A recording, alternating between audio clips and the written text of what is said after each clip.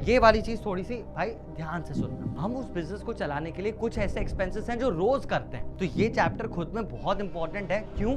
क्योंकि आपको यहाँ पे बाइफरकेट अगर करना एक बार आ गया ना कि रेवेन्यू में क्या चीज जा रही है और कैपिटल में क्या चीज जा रही है, भाई trading, profit and loss, balance sheet बहुत ही ज्यादा ईजी हो जाएंगी। कैपिटल एक्सपेंडिचर्स एक साल से ज्यादा बेनिफिट देंगे, रेवेन्यू एक्सपेंडिचर्स एक साल के अंदर अंदर ही बेनिफिट आपको दे देंगे। Deferred revenue expenditures is a fictitious asset.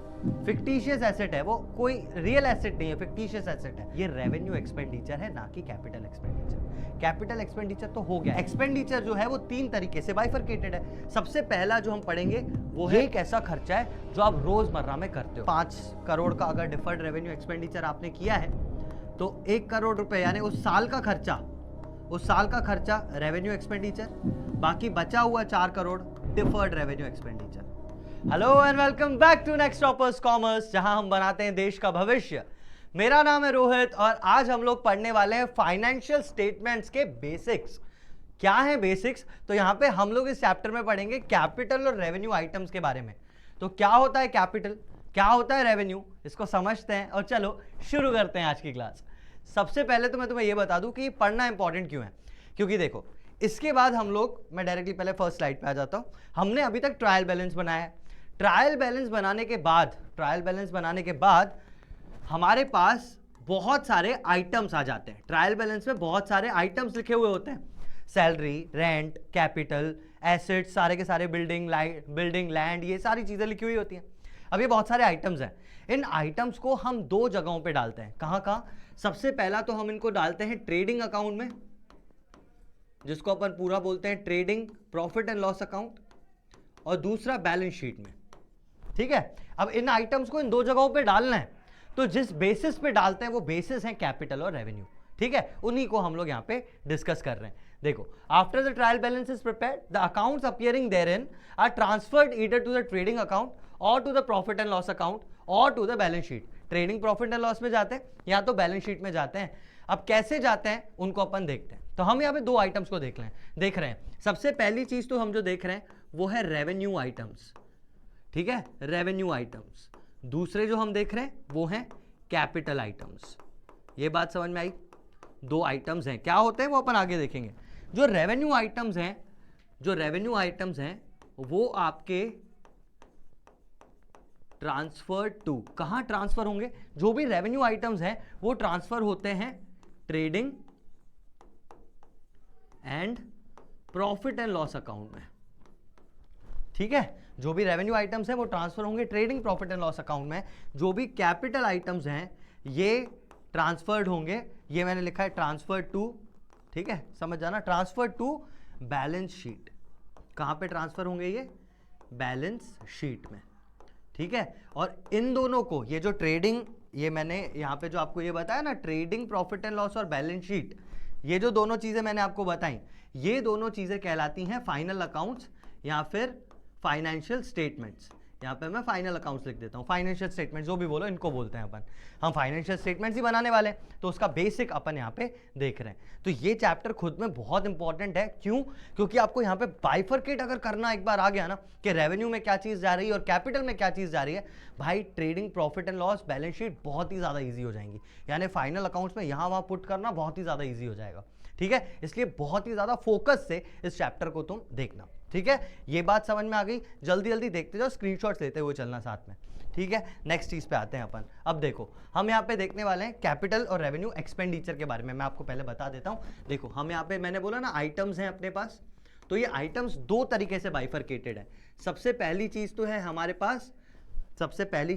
Pass expenditure. ठीक है, हमारे पास कुछ होते हैं खर्चे, एक्सपेंडिचर। दूसरी चीज क्या होती है? तो वो होती हैं रिसिप्ट्स।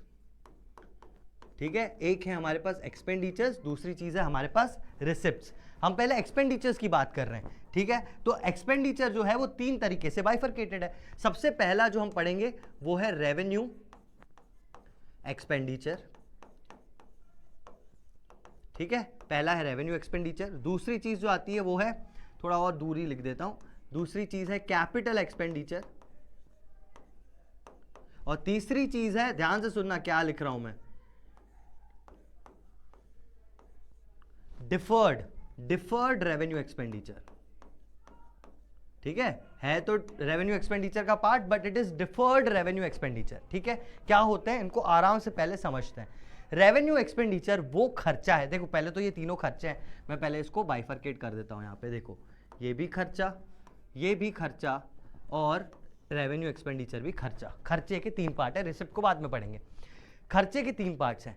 अब इस खर्चे में जो रेवेन्यू एक्सपेंडिचर है, ये एक ऐसा खर्चा है जो आप रोजमर्रा में करते हो। बात को पहले समझना, हमारे पास एक बिजनेस है, हम उस बिजनेस को चलाने के लिए कुछ ऐसे एक्सपेंसेस हैं जो रोज करते हैं। जैसे रोज मतलब साल भर के अंदर अंदर हम करते हैं। जैसे बिजनेस को चलाने के लिए रेंट हम देते हैं, बिजनेस की प्रमाइस का हम लोग रेंट देते हैं। हमारे पास जो लोग काम कर रहे हैं उनको हम सैलरीज देते हैं। कोई भी हमने स्टेशनरी यानी पेन वगैरह यूज किया, हम उसका पैसा भरते हैं। सबसे ज़्यादा तो हम माल खरीदते हैं, परचेजेस जो होती हैं, है ना, माल खरीदते हैं बेचने के लिए, इस माल पे अपन खर्चा करते हैं। ये सारे खर्चे रेवेन्यू एक्सपेंडिचर्स कहलाते हैं। ठीक है, बात समझ में आई। जो बिजनेस को चलाने के लिए खर्चे चाहिए वो है रेवेन्यू एक्सपेंडिचर्स। ठीक है, मैं यहाँ पे लिख देता हूँ रेवेन्यू एक्सपेंडिचर्स,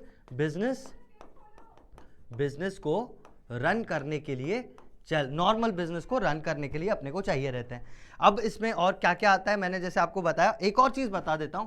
ये जो रेवेन्यू एक्सपेंडिचर्स है ना, रेवेन्यू एक्सपेंडिचर्स का जो बेनिफिट है वो 1 ईयर के अंदर एक्सपायर हो जाता है।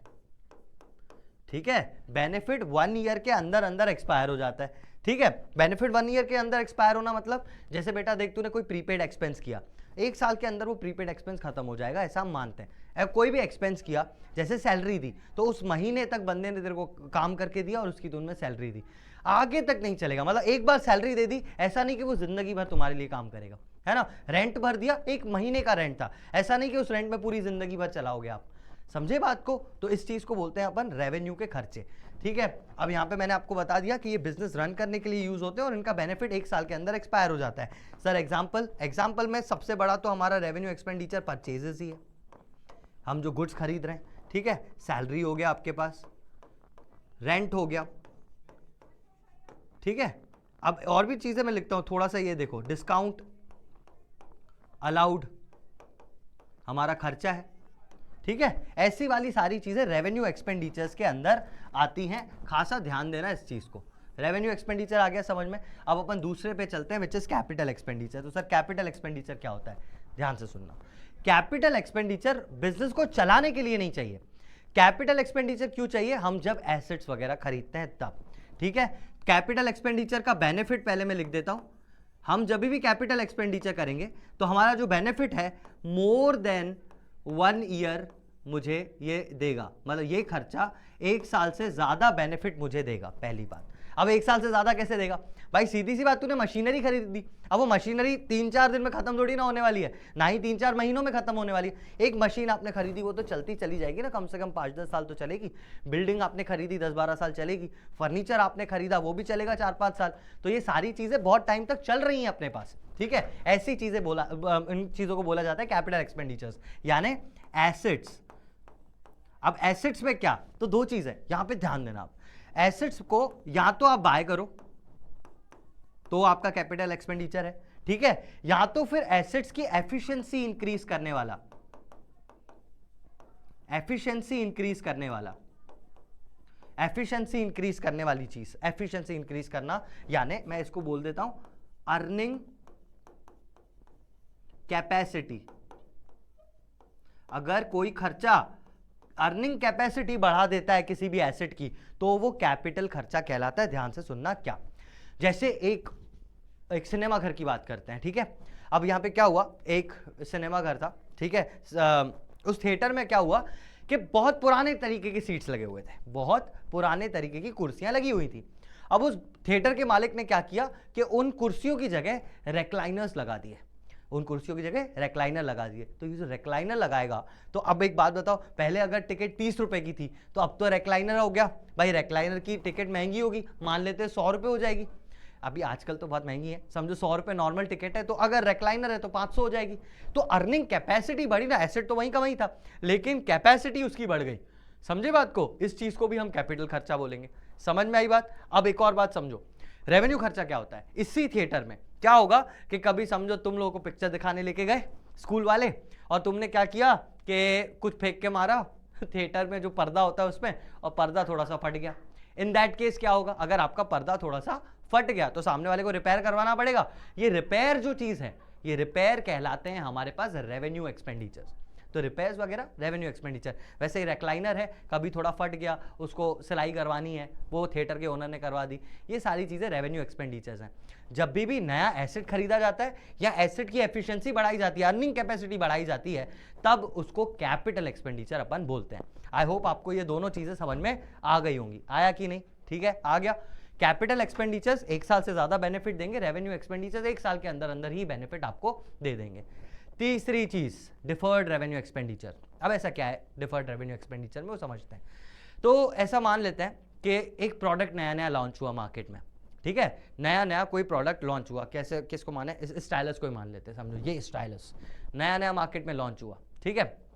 इन दैट केस हमने सलमान भाई को बुलाया, सलमान भाई, ठीक है। तो सलमान भाई हमारे पास आए और हमने उनको कितना दिया, हमने उनको दिए 5 करोड़ रुपए। किस चीज़ के लिए? हमने बोला सर ये स्टाइलस उठाओ और इसको लिख दो यार, तो हमारा क्या नाम हो जाएगा, पब्लिसिटी हो जाएगी, हमारा स्टाइलस बिक जाएगा, ठीक है। हमने 5 करोड़ रुपए नए नए प्रोडक्ट के लॉन्च के टाइम पे उनको दे दिए।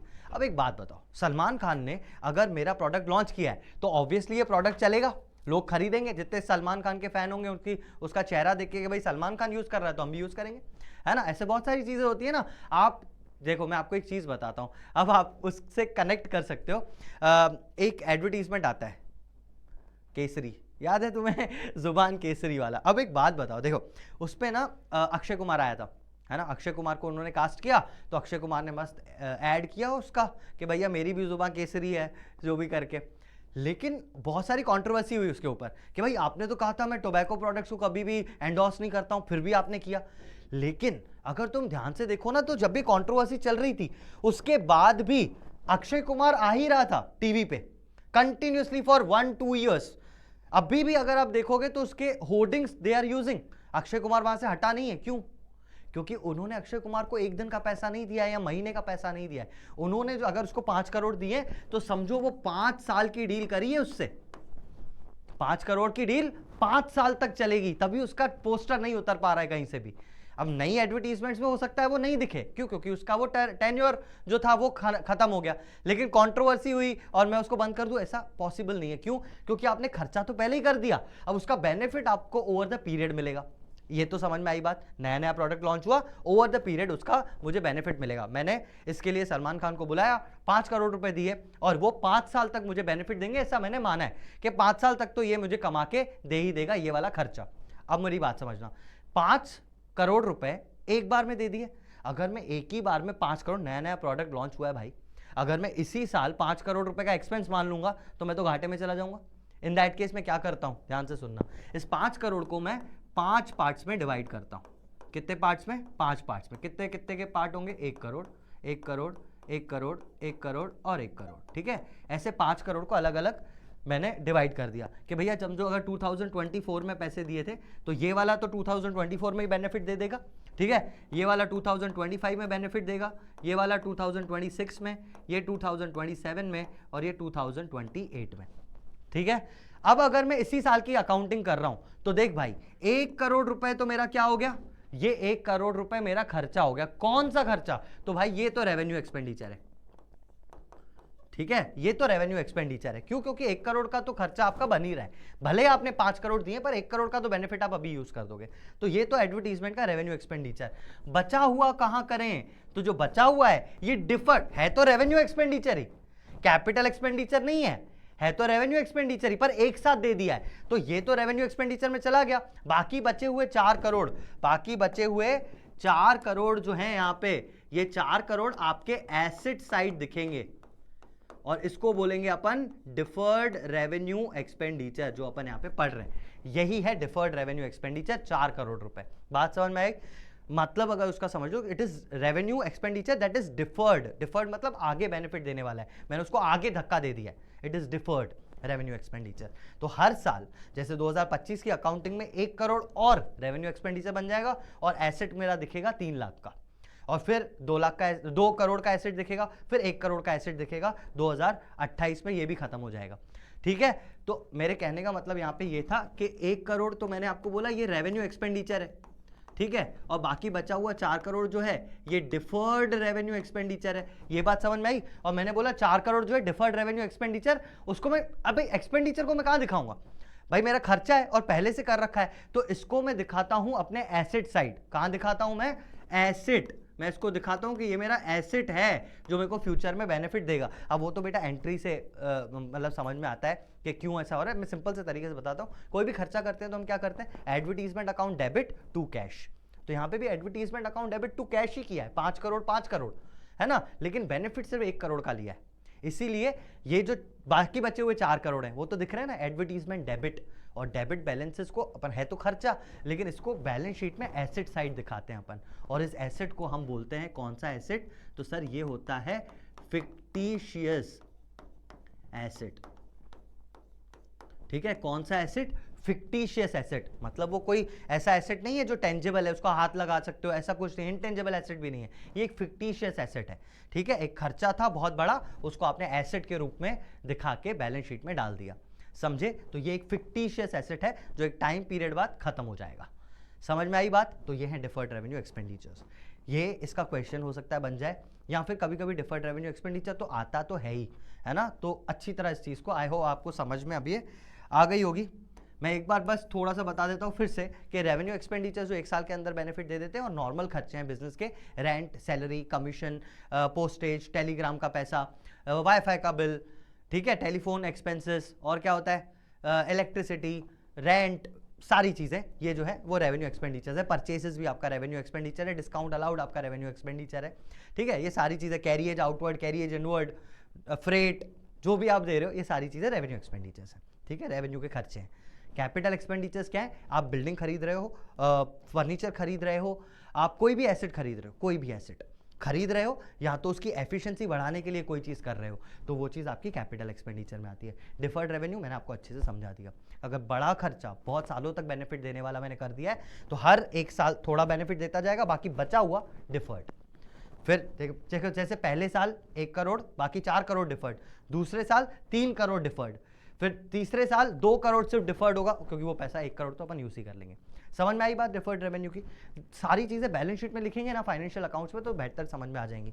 अभी तो आपको मैं मतलब समझा रहा हूँ, समझ में आया? यहाँ पे अब आप कैपिटल एक्सपेंडिचर पे ध्यान दो, ध्यान से सुनना। एक और चीज़ बता रहा हूँ, अगर आप कभी भी यहाँ पे मैं बॉक्स में स्पेशली लिख देता हूँ, ध्यान से यार उस चीज़ को सुनना। अगर आप सेकेंड हैंड गुड खरीदते हो, या सेकेंड हैंड एसेट लिख देता हूँ, सेकेंड हैंड एसेट आप खरीद रहे हो। अब जब सेकेंड हैंड लेते हैं ना, तो क्या होता है कि यार मैंने एसेट लिया, फिर उसको बनवाया। फॉर एग्जांपल, मेरे को बिजनेस के लिए एक मारुति वैन चाहिए थी, ओमनी। मेरा बिजनेस है किडनैपिंग करने का, नहीं ऐसा नहीं, वो देखा था ना तुमने, हम सबको किडनैप किया था, तो वो किडनैपिंग के लिए वैन चाहिए। अब वो वैन नई ले एक किडनैपिंग के लिए, तो मेरे को लगा कि यार ज़्यादा खर्चा है, तो इसके लिए हम वैन लेते हैं, लेकिन पुरानी लेंगे। तो हमने 2 लाख रुपए की समझो वो वैन ले ली हमने। कितने रुपए की ली? 2 लाख की ली। जब वैन लेके आए तो पता चला कि उसका जो दरवाजा है वो तो खुलता ही नहीं है ढंग से, और भाई किडनैपिंग के टाइम पे मेरे को चाहिए कि झट से दरवाजा खुले और पट से बंद हो जाए, लेकिन भाई उसमें वो खुल ही नहीं रहा था। तो हमको पूरी वैन की ग्रीसिंग वगैरह करवानी पड़ी, ऑयलिंग एंड ग्रीसिंग। ठीक है, अब ऑयलिंग ग्रीसिंग कराई तो 20,000 रुपये और लग गए। ठीक है, अब ये देखो, मेरे को ये 2,20,000 रुपये की पड़ी, ये सेकेंड हैंड मैंने खरीदी है और 2,20,000 रुपये की पड़ी है। आप मुझे एक चीज बताओ कि कैपिटल, पहली बात तो एसेट खरीदा है तो कैपिटल खर्चा है, लेकिन खर्चा है कितना? 2 लाख या फिर 2,20,000 या सिर्फ 20,000? क्या है? देखो, इसका खर्चा है टोटल 2,20,000। मतलब जब सेकेंड हैंड परचेज करते हैं ना एसेट, तो उस पर जो भी रिपेयर कॉस्ट होता है वो ऐड हो जाता है उसकी कॉस्ट में। तो इससे मिला के सेकेंड हैंड मशीन का जो भी कॉस्ट है प्लस रिपेयर मिला के उसका कॉस्ट बनता है। क्यों ऐसा होता है? क्योंकि भाई जब तक उस चीज़ को मैं रिपेयर नहीं करवाऊंगा मेरे काम ही नहीं आएगी, तो उसको रिपेयर करवा के ही मैं पूरा का पूरा मानूंगा कि ये इतने की चीज़ है। इसका एक छोटा सा एग्जाम्पल देता हूँ, तुम समझोगे इस चीज़ से। अपन कभी भी गाड़ी लेने जाते हैं तो गाड़ी क्या होता है ना, अलग ही दिखता है ब्रोशर पे, 90,000 रुपए में टीवीएस जुपिटर घर ले जाएं। आप जाओ 90,000 दो, बोलेंगे भैया 90,000 थोड़ी, इसमें 90,000 प्लस आपका टैक्स लगेगा, फिर आपके एसेसरीज लगेंगे, फिर हमारे शोरूम के कुछ चार्जेस हैं, फलाना ठिकाना, सारी चीज़ें जोड़ देते हैं वो, और वो गाड़ी आपको पड़ती है 1,20,000 रुपए की, है ना भाई। 30,000 रुपए एडिशनल और चीज़ें लग गई, इनको इंस्टॉलेशन एक्सपेंसेस बोल दो आप। तो ये सारी चीजें करके आपको गाड़ी 1,20,000 रुपए की पड़ी, ठीक है। तो अब जो बुक में लिखोगे ना अमाउंट, पूरा का पूरा कैपिटल खर्चा, दैट वुड बी 1,20,000 रुपए। ध्यान से सुनना इस एग्जांपल को, मैं फिर से बता रहा हूं कि आपने एक टीवीएस जुपिटर खरीदी, टीवीएस जुपिटर खरीद रहे हैं आप, और टीवीएस जुपिटर जो थी वो 90,000 की थी, ठीक है। अब उस पर बहुत सारे इंस्टॉलेशन एक्सपेंसेस, शोरूम के एक्सपेंसेस, ये सारी चीजें, इंश्योरेंस, एसेसरीज होती हैं, ठीक है, एसेसरीज, इंश्योरेंस, ये सारी चीजें मिला के 30,000 रुपए और खर्च हुए, और इसके बाद ये गाड़ी आपको पड़ी 1,20,000 रुपए की। तो मैं पहले तो बोल रहा हूं कि ये 1,20,000 रुपए जो है ना वो आपका कैपिटल खर्चा है, कैपिटल एक्सपेंडिचर है, और ये पूरा का पूरा एसेट में ऐड होगा, ये पूरा पूरा एसेट है आपके लिए 1,20,000 रुपए। ये बात समझ में आई। अब ये गाड़ी तू चला रहा था आराम से, 1-2 साल हो गए, फिर आपकी गाड़ी कहीं पे ठुक गई, आपने कहीं चलते चलते गाड़ी, मतलब गिर गए आप गाड़ी से, तो गाड़ी भी गिर गई, आप भी गिर गए, गाड़ी भी गिर गई, तो गाड़ी पे कुछ स्क्रैचेस आ गए। अब ये स्क्रैचेस रिपेयर करवाने पड़ेंगे। जब ये स्क्रैचेस आप रिपेयर करवाओगे, मान लेता हूं मैं ऐसा कि 5,000 का खर्चा आया, ठीक है, ये आफ्टर 2 ईयर्स बोल रहा था मैं, आफ्टर 2 डेज ही लिख देता हूं। आपने नई गाड़ी उठाई और ठोक दी, ठीक है, और आपका 5,000 रुपए का एडिशनल खर्चा आया, तो क्या आप अब लोगों को ये बोलोगे क्या कि गाड़ी मुझे 1,25,000 की पड़ी? भाई ये वाले जो खर्चे है ना, इनको बोलते हैं रेवेन्यू एक्सपेंडिचर, क्योंकि आपके एसेट के रोजमर्रा में जो भी कुछ खराब हो रहा है उसमें वो करवा रहे हो, रिपेयर है, तो जो रिपेयर है वो रेवेन्यू एक्सपेंडिचर है, समझे इस बात को। तो आपकी व्हीकल की कॉस्ट हमेशा 1,20,000 ही रहेगी, इस पे आप जो भी एडिशनल करवाते जा रहे हो, ये सारी चीजें आपके रेवेन्यू एक्सपेंडिचर है, रोजमर्रा के खर्चे हैं। पहली बार जो खर्चा हो गया, लिख देता हूं मैं, फर्स्ट टाइम एक्सपेंसेस, सिर्फ फर्स्ट टाइम एक्सपेंसेस जो हैं वो ही कैपिटल एक्सपेंडिचर बनाते हैं।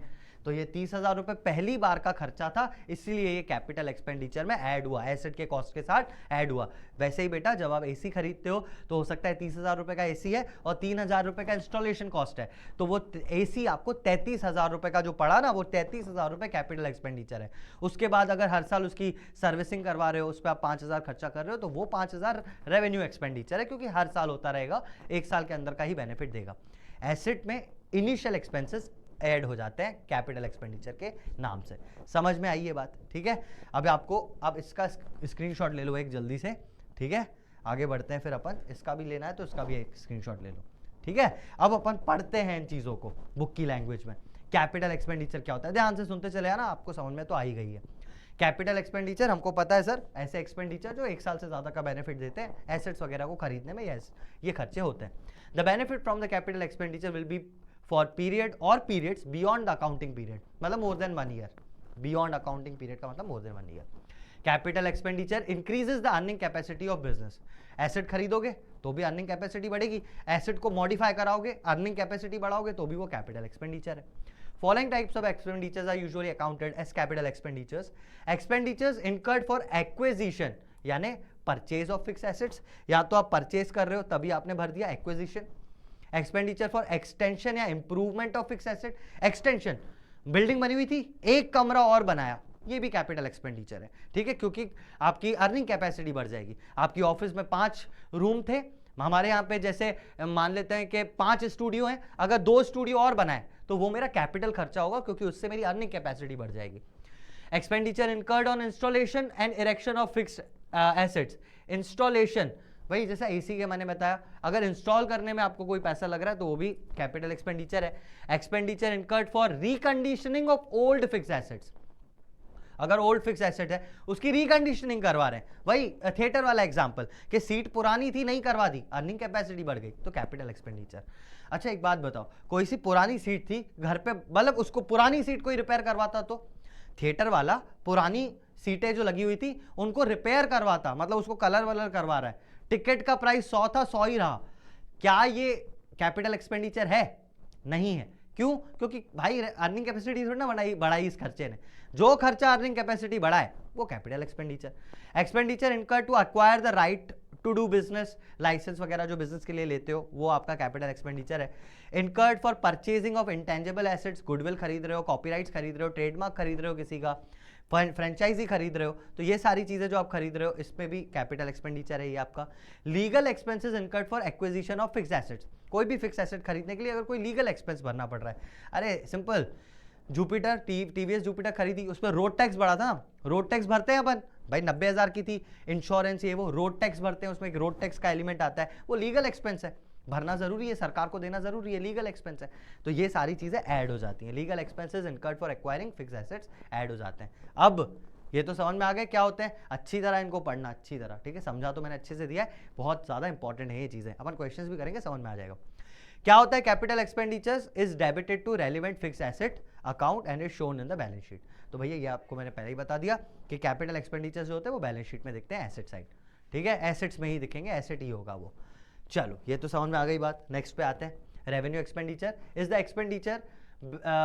Expenditure benefit of which is consumed या exhausted within the accounting period, यानी एक अकाउंटिंग पीरियड में, एक साल के अंदर खत्म हो जाता है रेवेन्यू एक्सपेंडिचर की चीजें, ठीक है, रेवेन्यू एक्सपेंडिचर का जो भी खर्चा किया उसका बेनिफिट एक साल के अंदर मिल जाता है। क्या क्या होते हैं, तो expenditure incurred for the purpose of day to day running of business such as manufacturing expenses, office expenses, selling expenses, ये सारी चीजें, ऑफिस का कोई भी खर्चा हो, सेलिंग का कोई भी खर्चा हो, जैसे किसी को सैलरी दे रहा हूँ, किसी को मैं कमीशन बेचने पे दे रहा हूँ, ठीक है, तो ये सारी चीजें मेरे लिए एक्सपेंडिचर्स, रेवेन्यू एक्सपेंडिचर्स हैं। Expenditures incurred on the ordinary repairs, जैसे मैंने आपको बताया रोजमर्रा की रिपेयर, गाड़ी लेके गए ठुक गई, रिपेयर करवा रहे हैं, वो रिपेयर, एंड मेंटेनेंस, जो भी मेंटेनेंस पे, कभी टीवीएस जुपिटर को मैं मस्त लेके गया, मैंने बोला भाई इसका ऑयल चेंज कर दे, तो ऑयल जब मैंने चेंज करवाया वो भी मेरा रेवेन्यू एक्सपेंडिचर है। डेप्रीसिएशन जो इन पे लग रहा है वो भी रेवेन्यू, ये वाली चीज थोड़ी सी भाई ध्यान से सुनना, मैं जो बता रहा हूं अब आपको थोड़ा सा ध्यान से सुनना। डेप्रीसिएशन जो होता है वो भी रेवेन्यू खर्चा है। कहने का मतलब, अगर मैंने 1,20,000 रुपए की टीवीएस जुपिटर खरीदी है तो मैं ऐसा मानता हूं कि ये 10 साल तक बेनिफिट देगी। कितने साल तक बेनिफिट देगी? 10 साल तक। यानी हर साल मैं ऐसा बोल सकता हूं क्या कि हर साल सर ये 12,000 रुपए का बेनिफिट दे रही है, ऐसा बोल सकते हैं, 12,000 पर ईयर ये बेनिफिट दे रही है, और इसकी वैल्यू भी कम होती जा रही होती। भाई 1,20,000 की ली थी तो क्या लास्ट तक 1,20,000 की रहेगी क्या? 3-4 साल बाद भी कम होता जाएगा ना। तो मैं क्या ऐसा मान सकता हूं कि 12,000 करके ये कम हो रही है, 10 साल तक चल रही है, तो है ना। इसको बोलते हैं straight line method of depreciation. वो अपन डेप्रिसिएशन में ऑलरेडी तुम तो पढ़ के आए होगे, मैं और पढ़ाऊंगा, अभी बनाया नहीं है वो वीडियो डेप्रिसिएशन वाला, मैं उसमें बताऊंगा आपको। तो ये स्ट्रेट लाइन मेथड है, मतलब 12,000 10 साल तक होता रहेगा, 12,000 का खर्चा हर साल, ठीक है। ये 12,000 का जो खर्चा है ये रेवेन्यू एक्सपेंडिचर है, ना कि कैपिटल एक्सपेंडिचर। कैपिटल एक्सपेंडिचर तो हो गया 1,20,000 जब आपने खरीदा था, ठीक है। ये है रेवेन्यू एक्सपेंडिचर और इसका नाम है डेप्रीसिएशन, ठीक है। जब एसेट की वैल्यू कम होती है उस चीज को भी डेप्रीसिएशन यानी रेवेन्यू एक्सपेंडिचर अपन बोलते हैं। समझ में आई ये बात? 12,000 आपका रेवेन्यू खर्चा होगा हर साल, डेप्रीसिएशन लगेगा। Depreciation of fix asset, purchase of raw materials and goods, जो भी आप गुड्स बेचने के लिए खरीद रहे हो। Interest on loan and interest on capital for the period after the asset is put to use. फिर इंपॉर्टेंट चीज आ गई, ध्यान से सुनना भाई इस चीज को। मैंने एक बिल्डिंग बनवानी थी, ठीक है, मैंने एक घर बनवाना था। घर पड़ा मुझे 10 लाख रुपए का। कितने का रुपए का पड़ा? 10 लाख रुपए का। अब ये 10 लाख रुपए का घर बन के तैयार हुआ 5 साल में, और 5 साल में मैं हर साल, क्योंकि मैंने 10 लाख रुपए बैंक से लोन पे लिए थे, है ना, तो उस पर मैं ब्याज भी भर रहा था। तो ये जो 10 लाख रुपए तो मेरे एक्चुअल लगे, लेकिन इस पर ब्याज भी लगा, ठीक है। मेरे को घर बनने में कितना टाइम लगा? 5 साल। कितना लगा? 5 साल। 5 साल तक मेरा कुछ ब्याज लग गया। कितना ब्याज लगा? तो मैं मान लेता हूं हर साल का 10,000, है ना, तो 5 सालों का 50,000। तो ये 50,000 रुपए मेरा ब्याज भी लग गया। तो पता है मैं क्या बोलूंगा? मैं बोलूंगा कि ये 50,000 भी ऐड कर दो, ये बिल्डिंग मुझे 10,50,000 रुपए की पड़ी है ओवरऑल, और ये मेरा कैपिटल एक्सपेंडिचर होगा पूरा का पूरा, ठीक है। ये मेरा सही बोल रहा हूं, कैपिटल एक्सपेंडिचर होगा पूरा 5 साल तक, जब तक ये बिल्डिंग बन के खड़ी हो गई। अब ये बिल्डिंग बन चुकी है, ठीक है, कंस्ट्रक्शन चल रहा था। कंस्ट्रक्शन की जगह मैं ऐसा लिख दूं वर्क इन प्रोग्रेस, इजीली समझ में आएगा। यहां पे वर्क इन प्रोग्रेस था, 5 साल बाद कंस्ट्रक्शन कंप्लीट हो गया। 5 साल बाद जो कंस्ट्रक्शन था वो कंप्लीट हो गया। अब 5 साल के बाद अगर मैं ये 10,000 रुपए भर रहा हूं, कौन से? ये वाले 10,000 रुपए अगर मैं इंटरेस्ट पे कर रहा हूं, ये इंटरेस्ट मेरा रेवेन्यू खर्चा है। समझे बात को कि भाई खरीदने से पहले तक का जितना खर्चा कर दिया मैंने उस पर, क्योंकि ब्याज भी है, वो ब्याज भी मैं एसेट की कॉस्ट में ऐड करूंगा। ये वाली चीज, ये पूरी चीज मेरे लिए कैपिटल एक्सपेंडिचर रहेगी। लेकिन उसके बाद का अगर मैं कोई ब्याज भर रहा हूं, उसको मैं रेवेन्यू खर्चा मानूंगा, रेवेन्यू एक्सपेंडिचर मानूंगा। सर ऐसा क्यों? क्योंकि बेटा वही हो गई ना बात। अगर ध्यान से देखें तो एक्विजिशन से पहले जो खर्चे हो गए, तो घर तो भाई बना 5 साल बाद, लेकिन 5 साल पहले तक जितने भी खर्चे हुए वो सारे मैं उसमें ऐड करूंगा। उसके बाद के जो भी खर्चे हुए वो मैं ऐड नहीं करूंगा। अरे इतना भी भाई, वो जो बिल्डिंग बनती है तो उसमें पाइप से ऐसे पानी लगाते हैं ना, तो भाई कुछ तो बिजली का बिल आता होगा उस टाइम भी, तो वो जो बिजली का बिल आता है वो भी घर के कॉस्ट में ऐड होता है। समझे? और उसके बाद आपने रहना चालू किया, उसके बाद का बिजली का बिल जो होगा वो रेवेन्यू खर्चा है, वो रोजमर्रा का खर्चा है। समझे बात को? तो ये वाली चीजें हैं भाई। चलो, replacement of worn out part of existing machine. अगर कोई एग्जिस्टिंग मशीन है, उसका सिर्फ एक पार्ट चेंज कराना है। अरे टीवीएस जुपिटर आपने खरीदी है ना भाई, उसके जो वो कांच लगे हुए होते हैं ऐसे कैसे तो वो कांच अगर आपका टूट गया और आपको वो कांच चेंज करवाना है, मिरर जो बैक मिरर होता है जिससे पीछे का दिखता है, अगर आपको वो कांच चेंज करवाना है तो क्या कॉस्ट बढ़ा दोगे? बोलोगे यार 500 रुपये का मिरर आया, जुपिटर मुझे पड़ी 1,20,500 की। अरे ऐसा नहीं होता भाई, 500 रुपये तेरे रिपेयर के खर्चे। ठीक है, वो वाली चीजें भी आपके रेवेन्यू एक्सपेंडिचर्स में आती हैं। Replacement of worn out part, अगर कोई पार्ट खराब हो गया उसको बदलवा रहे हो, रेवेन्यू खर्चा। ट्रीटमेंट क्या होता है? तो भाई रेवेन्यू खर्चे जो होते हैं वो ट्रेडिंग और प्रॉफिट एंड लॉस में आते हैं। Revenue expenditure is shown on the debit side of trading account और profit and loss account. Debit side क्यों सर? क्योंकि डेबिट साइड में ही तो आते हैं खर्चे, debit all expenses and losses. तो ट्रेडिंग और प्रॉफिट एंड लॉस के डेबिट साइड ये चीजें आएंगी। समझ में आ रहा है? यहाँ तक समझ में आ रहा है? बोर तो नहीं हो रहा है भाई? अभी जस्ट फाइनेंशियल स्टेटमेंट्स आने वाले हैं, फाइनल अकाउंट्स, तो ये चीजें समझो, बहुत इजी हो जाएगा फाइनेंशियल एडजस्टमेंट्स तुम्हारे लिए। ठीक है, अच्छे से समझते हुए चलो। मुझे पता है मैं थोड़ा सा ज़्यादा बोल रहा हूँ, मतलब ज़्यादा चीज़ें एक्सप्लेन कर रहा हूँ क्योंकि ज़रूरी है यार, नहीं तो मैं थोड़ा कम में ही निपटा देता। लेकिन मैंने अलग से वीडियो बनाया है बेसिक्स का, इसीलिए ताकि तुम्हें अच्छे से समझ में आ जाए। ठीक है, चलो लास्ट टाइम पे पढ़ रहे हो, अच्छे से पढ़ो भाई। Deferred revenue expenditure. Deferred revenue expenditure मैंने आपको बता दिया था। सलमान खान को जो मैंने पैसे दिए 5 करोड़ रुपए एडवर्टीजमेंट के लिए, हर साल 1-1 करोड़ का बेनिफिट ले रहा हूँ, बचा हुआ deferred revenue expenditure. Deferred revenue expenditure is a revenue expenditure that is incurred during an accounting period, but it is estimated that its benefit will exceed beyond the accounting period. It will not be exhausted within the accounting period. 1 साल के अंदर खत्म नहीं होगा, बस यही लिखा हुआ था।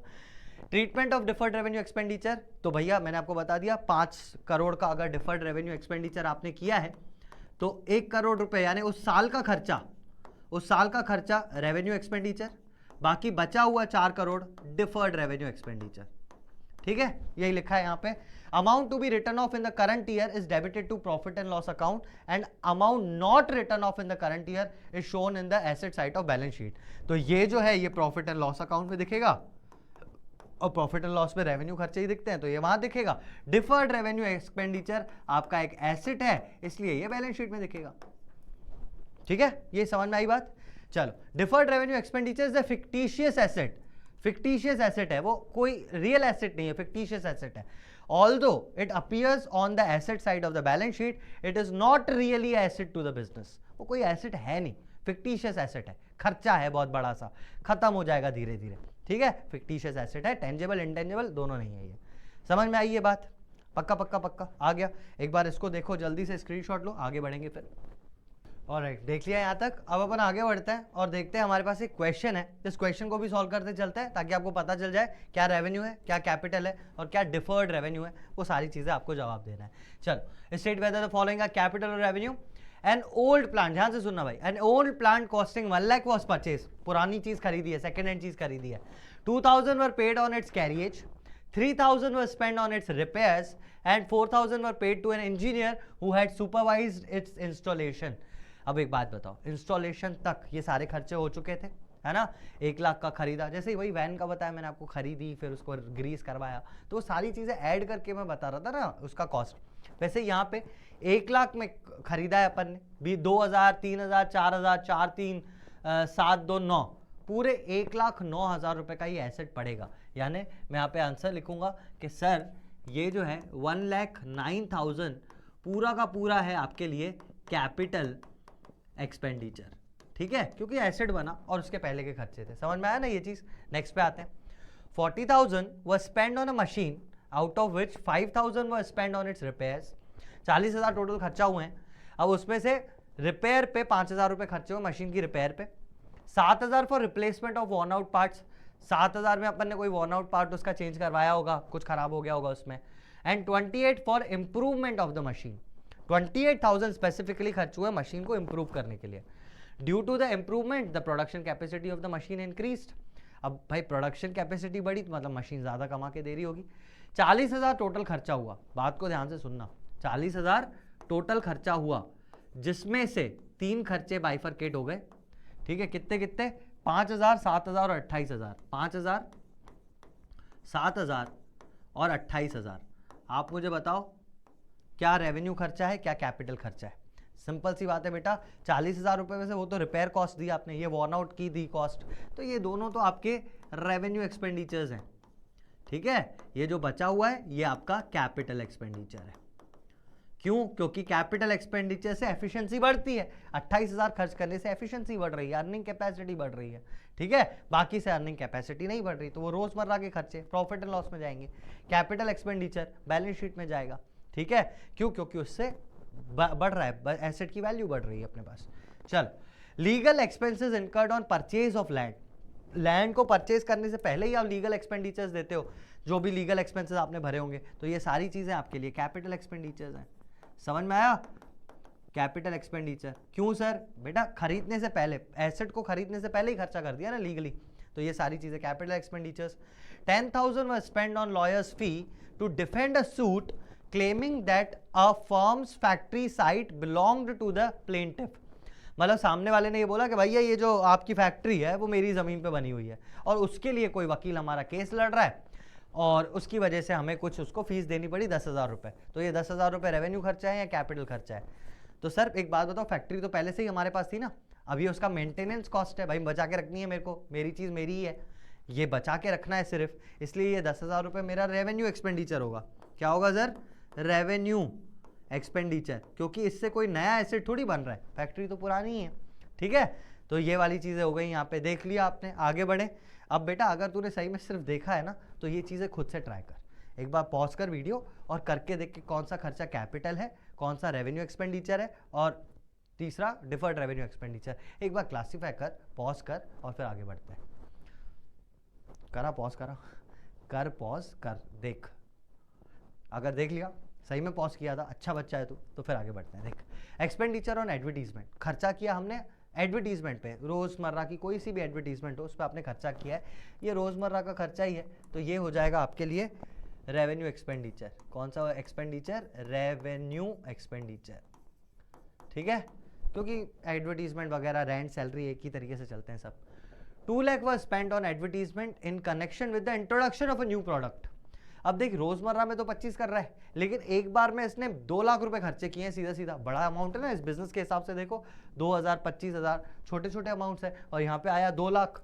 और दूसरी बात तो नए प्रोडक्ट का एडवर्टीजमेंट कर रहा है ये, जैसे मैंने सलमान खान को 5 करोड़ दिए, इसने 2 लाख दिए, तो ये इसके लिए क्या होगा सर? ये इसके लिए आपने बताया हमारे पास होगा डिफर्ड रेवेन्यू एक्सपेंडिचर। एक साल में बेनिफिट थोड़ी ना मिलेगा, उसका ओवर द पीरियड बेनिफिट मिलेगा, इसलिए ये डिफर्ड रेवेन्यू एक्सपेंडिचर है 2 लाख रुपए का। ठीक है, इसके बाद आता है 25,000 paid to a discharge employee as compensation.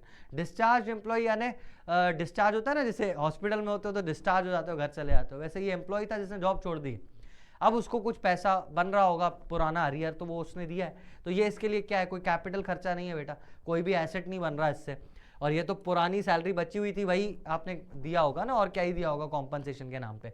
ठीक है, तो 25,000 भी आपका रेवेन्यू एक्सपेंडिचर। ठीक है, इसके बाद आते हैं repair for 2,000 necessitated by negligence. कोई भी एसेट नेग्लिजेंस की वजह से थोड़ा सा खराब हो गया, 2,000 रुपये रिपेयर कॉस्ट है। क्या होगा ये? क्या होगा बताओ? रिपेयर कॉस्ट क्या होगी? तुम बताओ, मैं नहीं बता रहा, ये आप भरोगे खुद से। चलो, insurance claim of 20,000 received from the insurance company for loss of goods by fire of 25,000। ध्यान से सुनना, गुड्स जो गए मेरे 25,000 के गए, insurance claim of 20,000 receive from the insurance company. आप मुझे बताओ इसका क्या होगा? इंश्योरेंस कंपनी ने 20,000 रुपए दिए हैं मुझे, है ना, और loss of goods by fire है 25,000 का। एक चीज मैं बता देता हूं आपको, जब भी हम गुड्स वाली चीजें देखते हैं ना तो वो नॉर्मल यानी रेवेन्यू खर्चों में आती हैं, ठीक है। मतलब लॉस बाय फायर, देखो दो चीजें, एक तो चीज है जिसमें मैं डील कर रहा हूं, जिसको मैं बोलता हूं परचेसेस। अगर परचेसेस चोरी हो जाते हैं, परचेसेस चोरी हो जाते हैं तो इसको अपन बोलते हैं थेफ्ट, यानी revenue expenditure. Theft of purchases revenue expenditure है ये, लेकिन यही थेफ्ट ऑफ कोई एसेट है ना तो वो एक कैपिटल एक्सपेंडिचर है तुम्हारे लिए, क्योंकि एसेट चला गया, ठीक है। तो यहाँ पे क्या हो रहा है, insurance claim of 20,000 receive from the insurance company from loss of goods of fire 25,000। तो एक्चुअली लॉस कितना हुआ, 25,000। इंश्योरेंस कंपनी ने कितने दिए हैं, 20,000। तो यहाँ पे अपन एक्सपेंडिचर पढ़ रहे, खर्चा कितना हुआ, तो सर यहाँ पे टोटल मिला के 20 तो आपको वहां से वापस मिल गए, उसको छोड़ो। 25,000 का टोटल खर्चा हुआ, ठीक है, टोटल हुआ 25,000, मतलब मेरा लॉस हुआ एक तरीके से। बट यहाँ पे 5,000 रुपए का ही लॉस अपन रेवेन्यू लॉस मानेंगे। सर क्यों, हमारा तो पूरा 25,000 के गुड्स जल गए, मान रहा हूं मैं 25,000 के गुड्स आपके लॉस बाय फायर हुए हैं, लेकिन 20 तो आपको मिल भी गए ना, तो सिर्फ 5,000 रुपए का आपका रेवेन्यू खर्चे का लॉस है, क्योंकि परचेसेस थे, कहाँ लिखा है, कहाँ लिखा है, कहाँ लिखा है, ऑफ गुड्स, गुड्स का खर्चा था, तो ये 5,000 रुपए रेवेन्यू लॉस हुआ आपका, ठीक है। जल्दी से इसको देखो, फिर अपन आगे बढ़ेंगे। चलो तो आगे बढ़ते हैं, अब अपन देखते हैं क्या है अपने पास। तो एक डिफरेंस है कैपिटल एक्सपेंडिचर और रेवेन्यू एक्सपेंडिचर्स के बीच में, काफी सिंपल है। देखो कैपिटल एक्सपेंडिचर्स का पर्पस क्या होता है, it is incurred for acquisition of fix assets for use in business, मतलब acquisition purchase of fix assets के लिए यूज होता है। It is incurred for running a business, ठीक है। रेवेन्यू खर्चे तब हो रहे हैं कि बिजनेस चलता रहे बस, ठीक है, सैलरी रेंट वगैरह चलता रहे, बिजनेस के लिए खर्चे हो रहे हैं। कैपेसिटी, भाई रेवेन्यू एक्सपेंडिचर से कोई कैपेसिटी प्रॉफिट की नहीं बढ़ती, इट इंक्रीजेस अर्निंग कैपेसिटी, ठीक है, ये इंक्रीज करता है। It is incurred for earning profits, वो उससे कैपेसिटी प्रॉफिट की नहीं बढ़ती, बस प्रॉफिट होता रहे इसलिए हमको खर्चा करना पड़ता है, सैलरी देनी पड़ेगी ताकि इंप्लॉय काम पे आता रहे, ठीक है। Period, its benefit extends to more than 1 year, और उसका एग्जॉस्ट हो जाता है 1 साल के अंदर। Recording, it is debited to asset, इसको अपन एसेट में लिखते हैं, इसको अपन एक्सपेंस मानते हैं, इसलिए debited to expense account and profit and loss account बोल देते हैं। प्रॉफिट एंड लॉस अकाउंट में आ जाता है ये, प्रॉफिट एंड लॉस या ट्रेडिंग अकाउंट में आ जाएगा आपका expense. Depiction, it is shown in balance sheet, it is shown in trading profit and loss, वही नीचे लिखा हुआ था। एग्जाम्पल क्या देख लें अपन, कैपिटल एक्सपेंडिचर का, कोई भी एसेट खरीदा आपने, कोई भी फर्नीचर खरीदा, प्लांट एंड मशीनरी खरीदी, लैंड एंड बिल्डिंग खरीदा, कोई भी एसेट खरीदा, तो वो आपका खर्चा जो है कैपिटल एक्सपेंडिचर है। डेप्रिसिएशन, सैलरी, रेंट, वेजेस, ये सारी चीज़ें, रिपेयर्स, इंश्योरेंस, रेंट, ये सारी चीज़ें आपके रेवेन्यू एक्सपेंडिचर्स हैं। आई होप ये बहुत सिंपल सा था, इस वाली चीज़ को आप अच्छे से पढ़ लेना, हो सकता है कभी एक आध मार्क्स में डिफरेंस पूछ लें आपसे, ठीक है, तो देख लेना इस चीज़ को। आगे बढ़ते हैं, इसके बाद हमारे पास आते हैं कैपिटल एंड रेवेन्यू रिसिप्ट्स। तो बेटा रिसिप्ट्स भी दो तरीके की होती हैं, ठीक है। रिसिप्ट्स की बात करें, मैंने आपको बताया था आइटम्स में एक एक्सपेंडिचर एक रिसिप्ट्स, तो यहाँ पे रिसिप्ट्स की बात करते हैं। तो रिसिप्ट्स दो तरीके की, कौन कौन सी रिसिप्ट्स होंगी बेटा, एक होगी कैपिटल रिसिप्ट, एक होगी कैपिटल रिसिप्ट, और एक होगी रेवेन्यू रिसिप्ट। रिसिप्ट मतलब क्या होता है, रिसिप्ट मतलब पैसा आया है मेरे पास, ठीक है, पैसा आया है। अब पैसा दो तरीकों से आ सकता है, या तो कैपिटल एक्सपेंडिचर, कैपिटल रिसिप्ट होगी मेरे पास, या तो रेवेन्यू रिसिप्ट होगी। कैपिटल रिसिप्ट क्या कहती है सर, कैपिटल रिसिप्ट का मतलब है या तो आपने एसेट को बेचा होगा, एसेट को बेच दिया यानी एसेट कम हो गया, या तो आपने कोई लोन लिया होगा, यानी अगर लोन लिया तो आपकी लाइबिलिटी क्या हो गई, इंक्रीज हो गई। तो अगर आपकी ये दो चीजें हो रही हैं, ध्यान से देखना, अगर कोई एसेट कम हो रहा है और लाइबिलिटी बढ़ रही है, मतलब या एसेट कम हो रहा हो या लाइबिलिटी बढ़ रही हो, इन बोथ द केसेस वो कैपिटल रिसिप्ट होती है। जैसे आपने लोन लिया तो आपकी लाइबिलिटी बढ़ गई, कैपिटल रिसिप्ट है। आपने कोई मशीन उठा के बेच दी तो ये आपके लिए कैपिटल रिसिप्ट है, पैसा तो आएगा लेकिन आपका एसेट चला गया, तो एसेट कम हो रहा है या लाइबिलिटी बढ़ रही है, कैपिटल रिसिप्ट। रेवेन्यू रिसिप्ट, कोई भी इनकम है बिजनेस की, अगर रेवेन्यू रिसिप्ट क्या है, इनकम ऑफ बिजनेस। क्या होती है सर इनकम ऑफ बिजनेस, भाई सेल कर रहा है, सेल कर रहा है तो प्रॉफिट आ रहा है, तो सेल्स का जो पैसा है वो उसके लिए इनकम है। ऐसे ही कभी इसने कमीशन अर्न कर ली, कमीशन कैसे अर्न करते हैं, जैसे मैं कोई चीज़ एंडोर्स कर दूं, है ना, तो मेरे को कुछ पैसा मिलेगा, मैं बिजनेस हूँ, मैं कोई किसी चीज़ को एंडोर्स कर दूं तो मेरे को कुछ पैसा मिलेगा, कमीशन मिलेगी, वो कमीशन मेरी इनकम है। ये सारी रेवेन्यू रिसिप्ट्स हैं, ठीक है। कैपिटल रिसिप्ट्स एसेट लाइबिलिटी पे फर्क डालती है, रेवेन्यू रिसिप्ट्स एसेट और लाइबिलिटी पे कोई फर्क नहीं डालती, इससे कोई एसेट और लाइबिलिटी पे फर्क नहीं पड़ता। समझे बात को। कैपिटल रिसिप्ट्स जो होती हैं ये बैलेंस शीट में आती हैं, क्योंकि एसेट जाएगा या लायबिलिटी आएगी, कुछ भी हो, in both the cases balance sheet में शो करेंगे।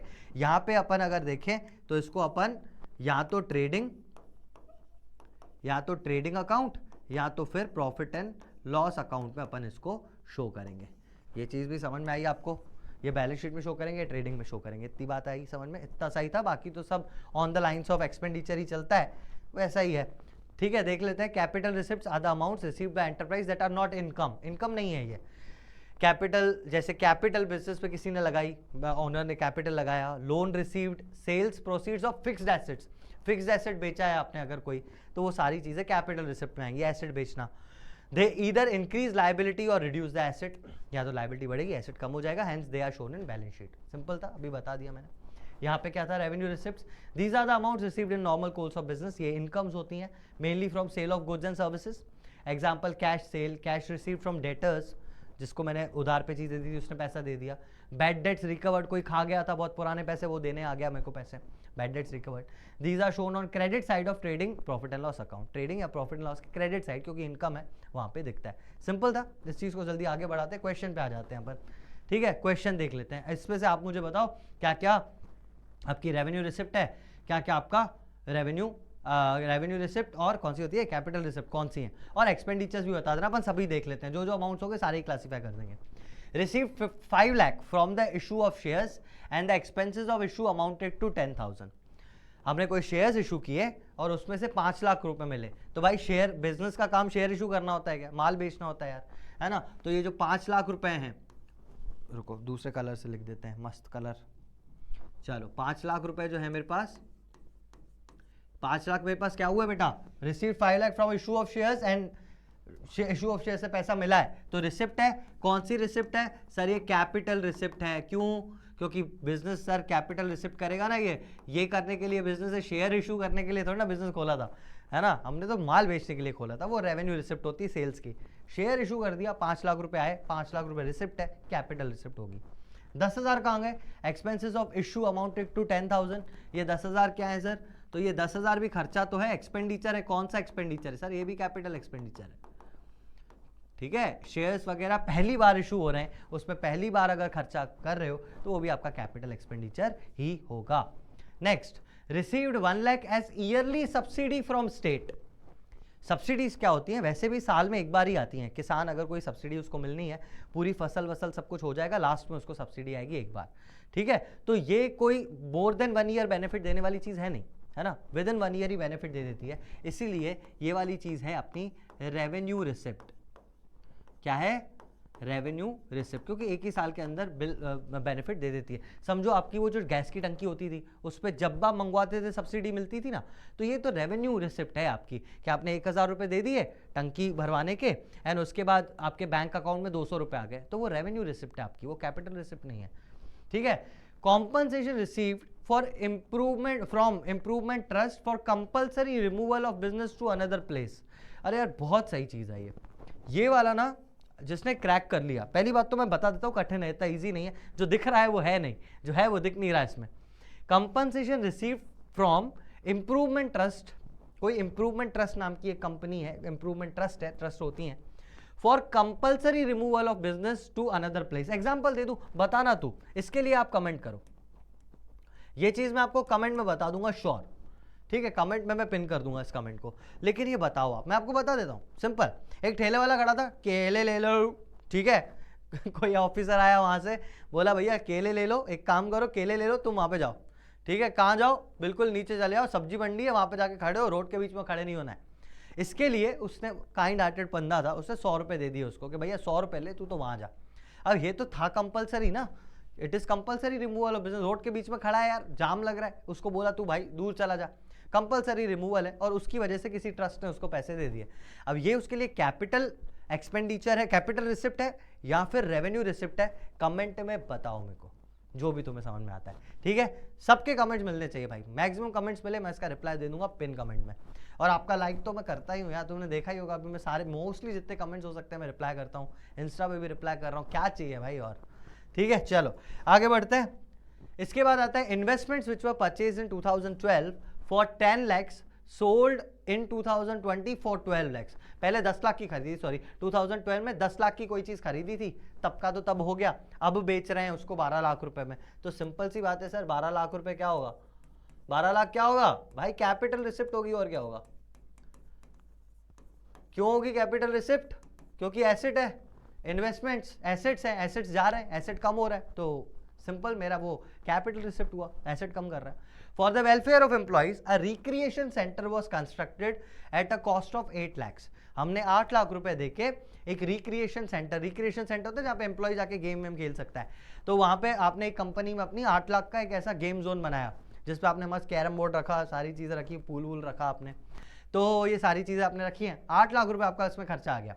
तो पहली बात तो इस 8 लाख को ही देख लेते हैं। तो सर 8 लाख क्या होगा, अभी अभी पढ़ के आए अपन, क्या ये कैपिटल एक्सपेंडिचर है या रेवेन्यू एक्सपेंडिचर है, बताओ मुझे जल्दी भाई। एक नई बिल्डिंग बनाई है यार, नया सेटअप बनाया है, नया एसेट बनाया है, तो ये 8 लाख आपके लिए क्या हो गया, कैपिटल एक्सपेंडिचर या रिसिप्ट, कैपिटल एक्सपेंडिचर, क्योंकि 8 लाख खर्चा हुआ है, capital expenditure. 5 lakh were receive from state government as a grant of construction.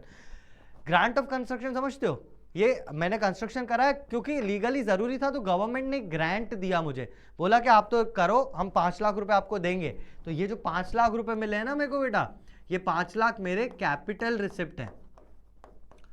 Capital expenditure के ऊपर मिलने वाली रिसिप्ट हमें कैपिटल रिसिप्ट कहलाती है, ठीक है, क्योंकि ये खर्चा एक तरीके से सरकार ने 5 लाख का बना के दे दिया, तूने तो सिर्फ 3 लाख रुपए लगाए, ठीक है, तो ये कैपिटल रिसिप्ट हुआ 5 लाख। आई होप आपको ये समझ में आया होगा।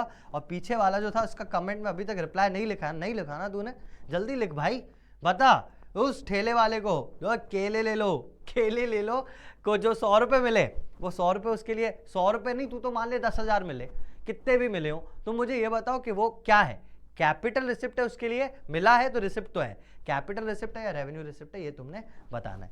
अब अपन आगे बढ़ते हैं, थोड़ी सी ऐसी अजीब सी चीजें हैं जिसमें हम ये देख लेते हैं कि following expenses appear to be revenue but actually are capital expenses. जो हमें लगता है कि रेवेन्यू एक्सपेंडिचर होंगे पर एक्चुअली कैपिटल एक्सपेंडिचर्स होते हैं। इंपॉर्टेंट है, ध्यान से सुनना।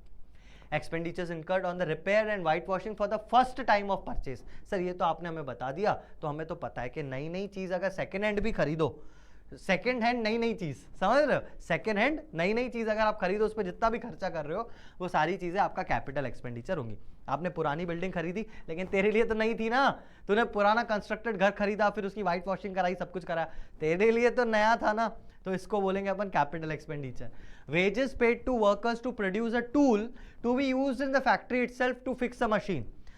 भाई मेरे कोई कैसे बताऊं, जैसे ये बोर्ड है हमारे पास, ये कंपनी है हमारा बोर्ड है, इस बोर्ड को बनाने के लिए कोई एक हथियार था जो हमने ऑफिस में ही बना दिया, और उस हथियार को बनाने के लिए 10,000 रुपए लगे, तो वो भी मेरा कैपिटल खर्चा होगा, रेवेन्यू खर्चा नहीं होगा, क्योंकि उससे एफिशिएंसी इंप्रूव हो रही है मेरी।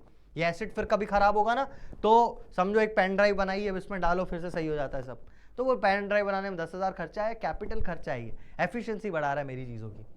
Expenses incurred for purchase of land and buildings such as fees paid to lawyer और या registration expenses। घर खरीदते हो तो रजिस्ट्री का जो पैसा होता है वो भी कैपिटल एक्सपेंडिचर होता है, simple. Interest on loan raised to acquire an asset up to the point of time ready for use. मैंने बताया था ना, मेरे घर को बनने में अगर 5 साल लगे तो तब तक जो 50,000 रुपए मैंने इंटरेस्ट भर दिया था, याद है अभी बताया, वो 50,000 रुपए भी मेरा कैपिटल एक्सपेंडिचर होगा। 5 साल के बाद 6th ईयर से वही चीज मेरी रेवेन्यू एक्सपेंडिचर हो जाएगी, ये ब्याज मेरा रेवेन्यू एक्सपेंडिचर 5 साल तक कैपिटल एक्सपेंडिचर है, कॉस्ट ऑफ बिल्डिंग में ऐड होगा। समझ में आ गई, ये सिंपल थे। ऑलराइट, लेते चलो स्क्रीनशॉट बेटा, फिर अपन आगे बढ़ते हैं। अब अपन आते हैं capital and revenue, profit and loss. अब यहाँ पे 2 चीजें होती हैं बेटा, या तो जब भी आप ट्रांजेक्शन करोगे तो यहाँ पर 2 चीजें हो सकती हैं, या तो आपको प्रॉफिट हो रहा है या तो आपको लॉस हो रहा है। जब आपको प्रॉफिट हो रहा है तो वो 2 तरीके का हो सकता है, या तो वो कैपिटल प्रॉफिट है या तो वो कैपिटल प्रॉफिट है। कैपिटल प्रॉफिट को अपन गेन भी बोलते हैं, कैपिटल गेन, या फिर वो आपके लिए रेवेन्यू प्रॉफिट है, सिंपल। रेवेन्यू प्रॉफिट क्या होता है, आराम से सुनना, ठीक है। इसके बाद लॉस अगर है तो भी 2 तरीके का हो सकता है लॉस। सबसे पहला तो हो सकता है वही कैपिटल लॉस, कैपिटल लॉस हो सकता है और दूसरा हो सकता है रेवेन्यू लॉस। सिंपल से तरीके से बता रहा हूं, सिंपल से तरीके से इस चीज को आप समझते हुए आगे बढ़ना, ठीक है। सबसे पहले अपन प्रॉफिट की बात करते हैं। तो प्रॉफिट कब होता है बेटा आपको, जब आप चीज को थोड़ा सा महंगे में बेच देते हो।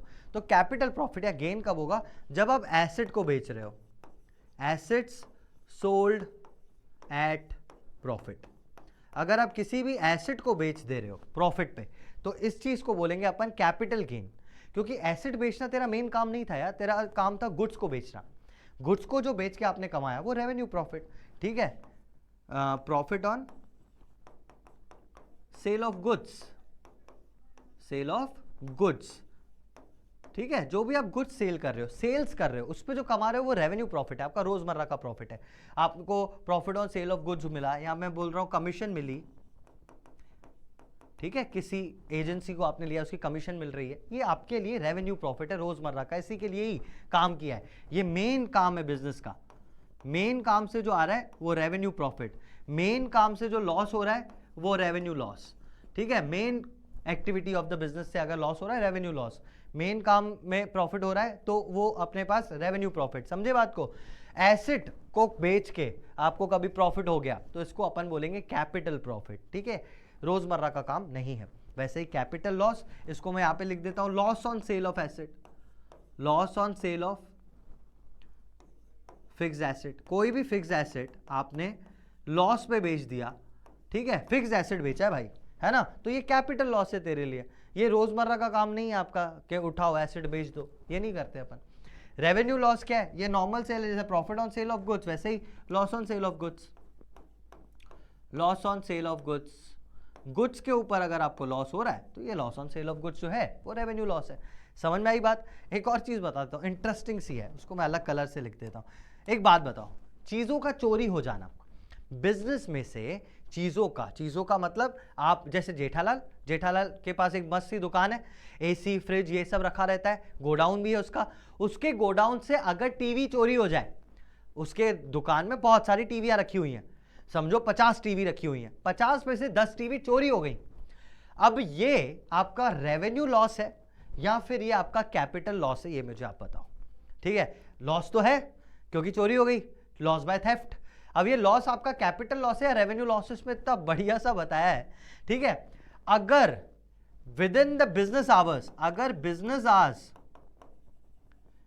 आवर्स के अंदर चोरी हुई है तो ये रेवेन्यू लॉस है, ठीक है। बिजनेस आवर्स के अंदर चोरी हुई है मतलब समझो जेठालाल दुकान खोलता है सुबह 10 बजे से लेकर शाम को 7 बजे तक, 10 से 7 के बीच में चोरी हुई तो रेवेन्यू लॉस, ठीक है। अगर आफ्टर बिजनेस आवर्स चोरी हुई, आफ्टर बिजनेस आवर्स चोरी हुई है तो इसको क्या बोलेंगे अपन, इसको बोलेंगे अपन कैपिटल लॉस, ठीक है। बात समझ में आई।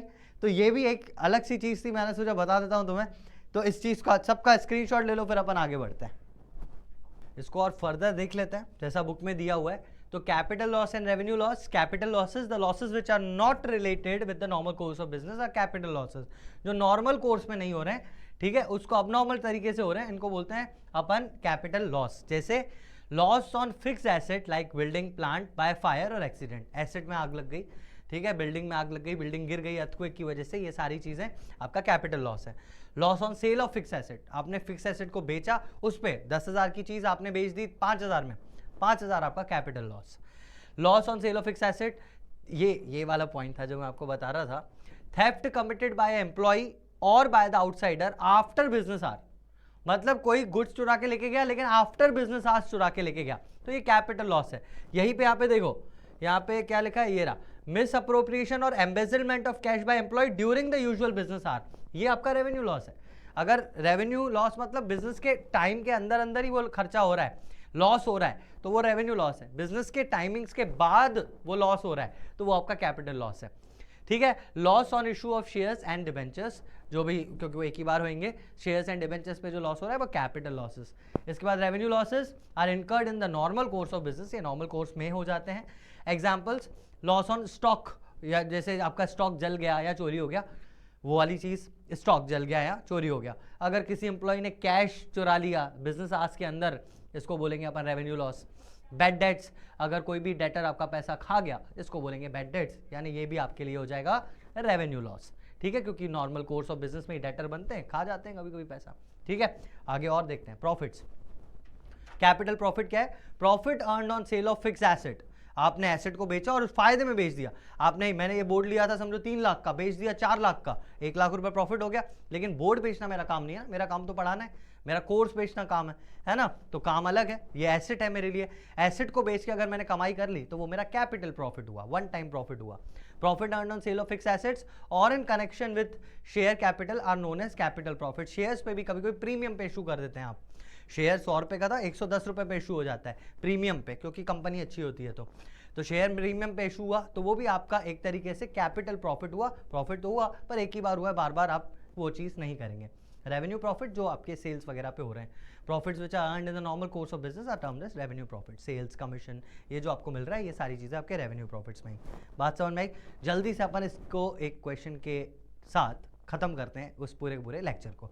ये लेक्चर बहुत ज़्यादा इंपॉर्टेंट तेरे लिए इसलिए भी था क्योंकि अगर तूने ये यहाँ तक बहुत अच्छी तरह समझा है ना, तो बहुत ही आसानी से फाइनेंशियल स्टेटमेंट समझ में आ जाएंगे। क्या करते हैं ना बच्चे, ये कैपिटल और रेवेन्यू समझते नहीं है, इसको कर देते हैं स्किप, कि डायरेक्टली हम लोग फॉर्मेट याद करके करेंगे, उससे हो जाती है प्रॉब्लम। और भाई मैं ना, मुझे इच्छा सी नहीं होती कि मैं कुछ रटवाऊँ, इसलिए मैंने ये पूरा लेक्चर इसलिए लिया ताकि वो तेरे बेसिक्स जो है ना वो स्ट्रॉन्ग हो जाए। ठीक है, चलो अपन आते हैं क्वेश्चन पे and then will finish up with this. State which of the following would be treated as capital profit या losses and revenue profit. Revenue profit या लॉस अपन देखेंगे, कैपिटल और रेवेन्यू कौन कौन सा है। Cash stolen by the cashier of the firm during business hours and after business hours. Sir ये हम बताएंगे, कहाँ बताएंगे सर? हम इसको कमेंट में लिखेंगे। ठीक है बेटा, यार तू इतना बोल रहा है तो कमेंट में ही लिख, रुक जा, पॉज कर, आंसर लिख इसका। अगर कैश स्टोल हुआ ड्यूरिंग बिजनेस आवर्स तो ये क्या है?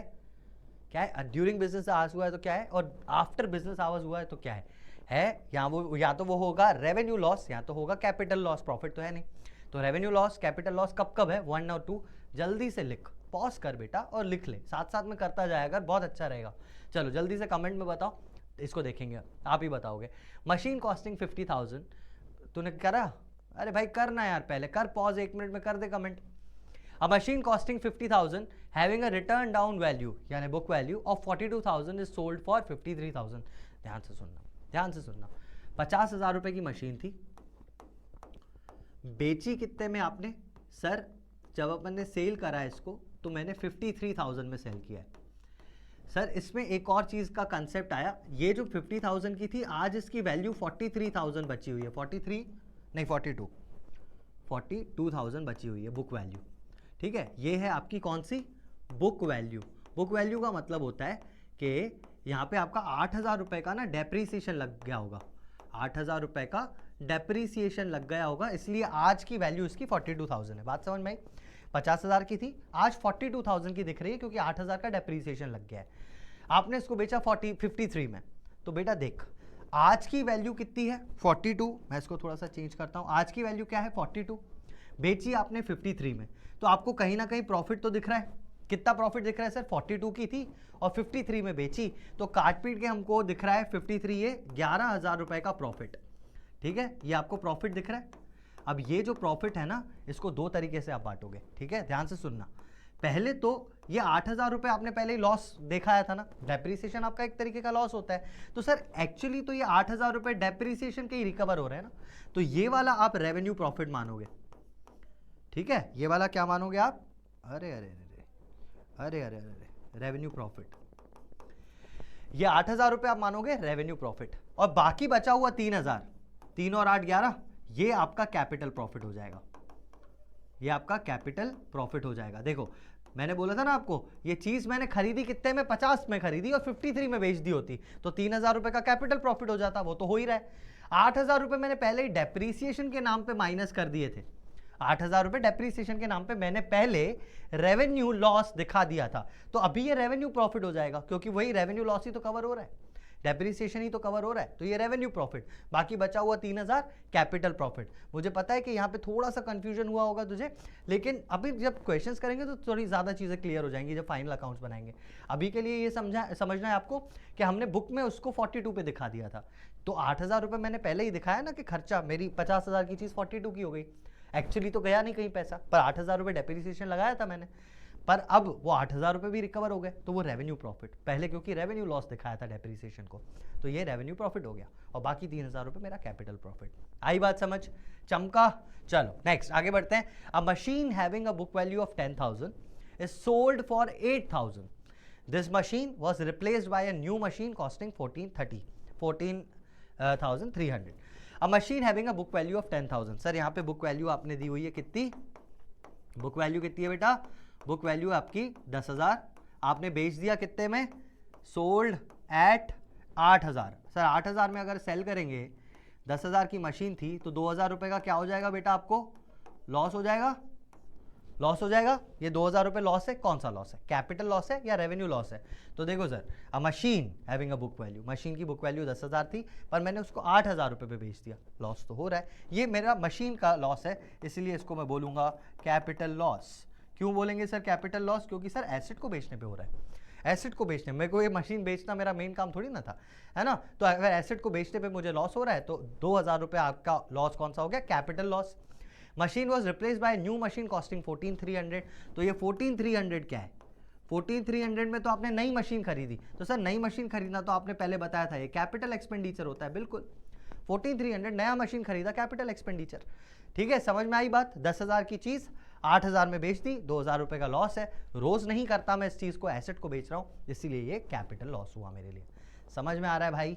आगे बढ़ते हैं, जल्दी से ले ले स्क्रीनशॉट इस चीज़ का। इसका आंसर दिया तूने कमेंट में? अभी तक नहीं दिया क्या यार? ऐसे करते हो तुम। अगर दे दिया तो मैं बकायदा लाइक वाइक करूँगा उन चीज़ों को, टेंशन मत लिया करो। चलो next. A building having a book value of 25,000। ये वाला चीज़ें थोड़ा सा ध्यान से सुनना है यहाँ पे, है ना। A building having a book value of 25,000 was demolished. 25,000 की जो बिल्डिंग थी, आपने उसको गिरा दिया, डिमोलिश कर दिया।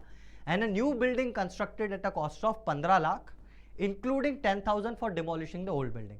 मेरे पास एक ओल्ड बिल्डिंग थी, ठीक है, आपका पुराना घर था, आपका वो घर जो बचा हुआ था, क्योंकि बहुत डेप्रिशिएट हो चुका था और अभी सिर्फ 25,000 रुपये का बचा था, ठीक है। आपने इस घर को तुड़वाया, इसके घर को पूरा तुड़वाया आपने, और तुड़वाने में 10,000 रुपये आपके लग गए।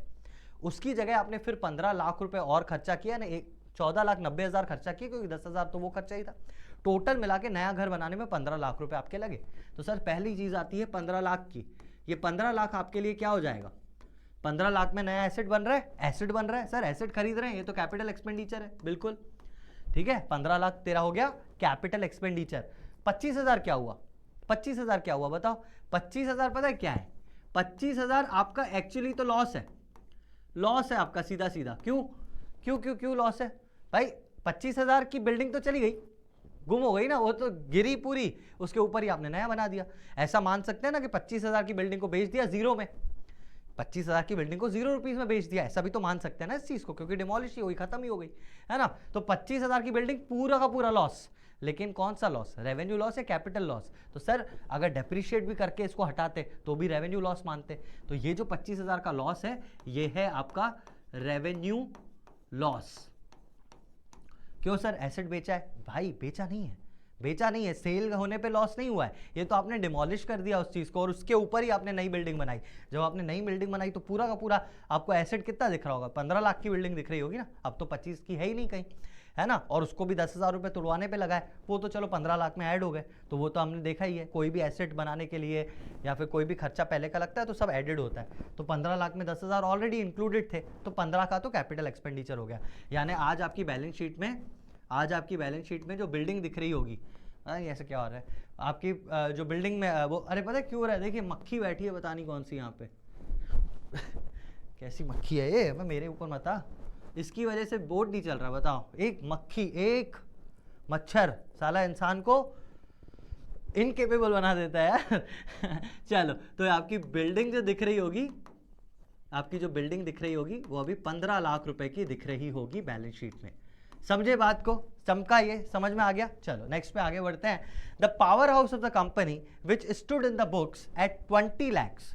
पावर हाउस एक तरीके का बना हुआ था, पावर हाउस ऐसा कुछ होता है तो भी, तो पावर हाउस बना हो गया, पावर हाउस था which stood in the books at 20 lakhs, 20 lakh का दिख रहा था, वॉज डिस्ट्रॉयड बाय लाइटनिंग। उसके ऊपर लाइट गिरी, बन खत्म हो गया, खराब हो गया, वो पूरा पूरा गया, 20 लाख गए पानी में।